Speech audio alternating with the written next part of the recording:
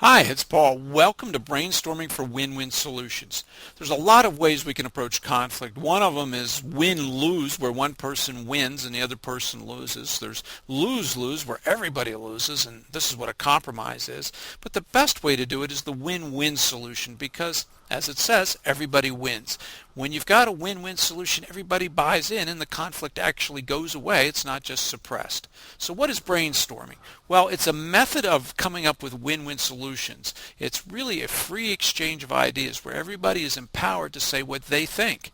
Everybody's working on the same problem and it creates a synergy and an energy between people. If you've ever had a discussion with a good friend and it's almost like two people turns into three, like a third brain is created out of the interaction between the two people. Well, imagine getting together everybody who's in conflict and focusing them on solving the problem. Now, I'm going to give you some specific techniques you can use to do that, and one of the things you want to refer to is the video on how to create norms to keep the group under control and the video on how to create questions and get the power out of questions, because this will be a useful technique also. And brainstorming generates breakthroughs like nothing else can, and it creates buy-in because everybody's had a fair input, and in the end, even if they don't get their way, at least they feel like they've been heard. So use brainstorming after everyone is vented. This is not something you use in the beginning of the process. Everybody's already been heard. We've got all the issues out on the table. We've done our discovery. We've done our venting. Now we need to come up with a resolution.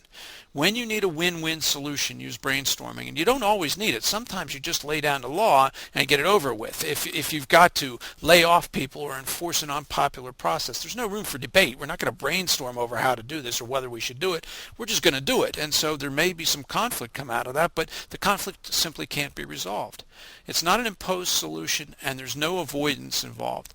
Now, the downside of brainstorming is it will take time and effort, and so you have to set aside the proper time and commitment to do this, but it creates a permanent solution, and that's the big upside. So let me give you a couple rules. First of all, write everything down, and the best thing to do is put a flip chart out in front of everybody or a whiteboard so that all the ideas can be written down as they're coming up. You never judge or evaluate an idea until it's done. Everything that says gets written down. Nobody goes, oh, that's stupid. They're not allowed to roll their eyes. They're not allowed to snort and make funny noises. No, you've got to write everything down with no evaluation or judgment. In fact, we want to validate people and say, wow, that's a good idea. Even if it's the stupidest thing you've ever heard, validate people because from their viewpoint, it's a good idea. Maybe not yours or anybody else's, but from theirs, it's a great idea, so tell them so. Use norms to create a safe place. We want to make sure that everybody can safely express themselves. It's your job as the mediator or the leader or the person who's taking responsibility for resolving the conflict. It's your job to encourage and challenge people. You've got to keep the process going. So let me give you 5 rules. Number 1, have people try on other hats. Ask people to step out of their traditional roles. What would you do if you owned the company? What if you were the customer? What if you were a janitor? And insert roles where they may not normally find themselves. In fact, you could assign roles of people, other people in the group who are in the conflict. Try to get people thinking of how other people think. Our natural tendency is to see the world through our own viewpoint. But if we want to come to a solution, we need to at least consider the other person's viewpoint. So ask the question, what would you do if you were Joe? What would you do if you were Susan? What would you do if you were a customer?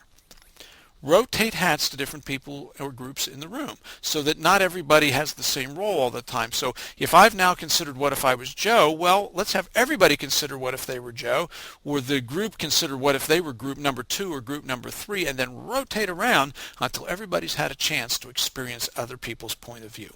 I call it trying on the other hats. Number 2, use silence when necessary. So you can expect and accept that there's going to be some awkwardness or heavy silence associated in the confrontation. As you try and vent people and draw out the ideas, they may not say anything, but don't let it throw you off. Identify the silence by letting it stand until somebody breaks it with a suggestion. In our society, in our culture, silence can be very uncomfortable, and our tendency is to fill it in with our ideas and our suggestions. But when you're doing brainstorming, it's not about you. We want to try and get the other people to speak first, so hold your tongue until somebody said something. You might say, I'm sensing we've hit a nerve. Let's sit and think for a minute until somebody comes up with a suggestion. Let them know you're not moving until somebody talks. And then, don't move until somebody talks. Number 3, issue a challenge. Announce that you don't think they're really getting to the truth or good solutions. That is, if you don't think that. So you might issue the challenge to the group. Tell the group they need to dig deeper and outline the rewards of success and the consequences of failure, because sometimes people will do a lot more to avoid the consequences of failure than they will the rewards of success.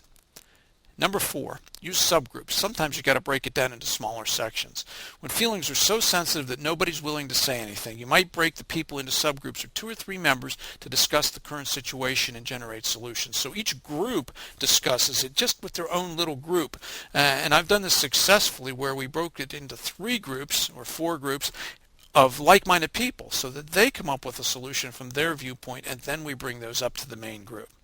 Once you sense the group's initial unease is passed, reconvene the group and focus on the solutions using each subgroup's ideas. And these are what gets written on the flip charts then. So that removes the individual pressure for somebody to speak in the large group. They can speak in the subgroup where other people think like them, and then the subgroup's ideas are presented to the main group. Number 5. Never give up. And this is absolutely key if you want to resolve conflict. Just when you think it's over, it's not. It's never over until you say it is. So just when you think it's over, that's when it's time to continue on. You might have to be the bearer of the good news and the bad news and force them to face the facts.